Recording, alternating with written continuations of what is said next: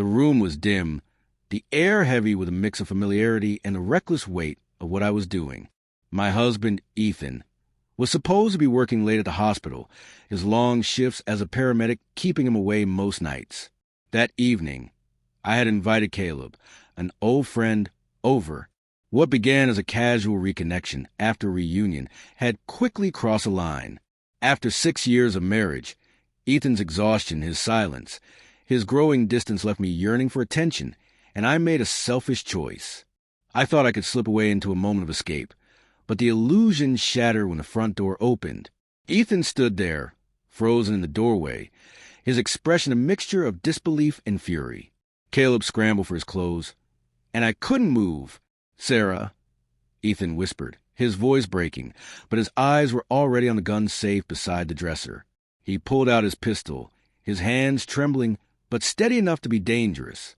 "Get out," he said to Caleb, his voice low and filled with rage.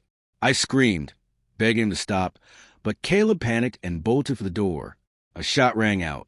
Caleb fell to the floor, motionless, a pool of red spreading beneath him. My world collapsed in that instant. Ethan dropped the weapon, staring at me as though I was no longer the woman he had married. "You did this," he said hollowly. I pleaded with him, crying that was a mistake, but his hands were already shaking as he dialed 911. The sirens came quickly. Police filled our home, handcuffing Ethan while Caleb's body was taken away. I sat numb, unable to comprehend how a single reckless decision had destroyed everything. In the days that followed, Ethan was charged with manslaughter. I moved in with my sister, unable to step foot back into the house that had become a crime scene. I visited Ethan in jail, but his eyes were distant, filled with pain and betrayal. "Why?" he asked me one day, and I had no answer, only tears.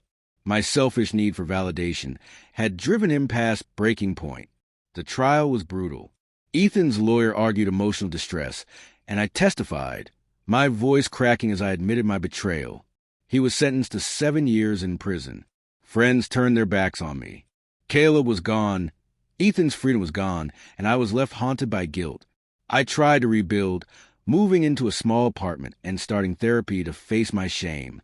I wrote Ethan letters, but he never replied. Caleb's family sued me, their grief a heavy reminder of the damage I had caused. Ethan had never been violent before. What happened that night wasn't who he was. It was the pain I had inflicted exploding in one irreversible moment. I threw myself into volunteer work, desperate to make some kind of amends, but nothing erased the scars. Sometimes, late at night, I'd stare at old photos of Ethan and me when we were happy, and the weight of my choices crushed me all over again. My affair had not only cost a life, but had taken away the man I loved and the future we had dreamed of.